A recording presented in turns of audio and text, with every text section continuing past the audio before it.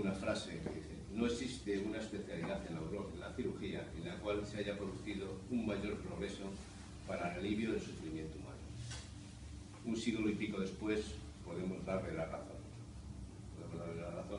Y este humilde servidor de la urología pública, tiene 3 palabras para presentar estas jornadas. Una es orgullo, otro es agradecimiento, y viniendo de quien viene, la otra tiene que ser innovación. No puede ser de otra forma.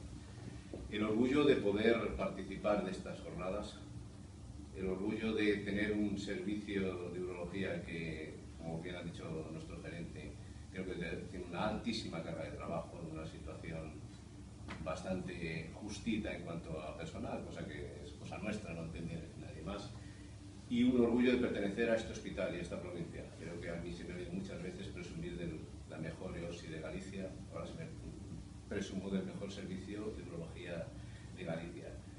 La segunda palabra es agradecimiento a todas las partes. En primer lugar, a los profesores invitados. Todos los profesores invitados son primeras figuras de la urología mundial.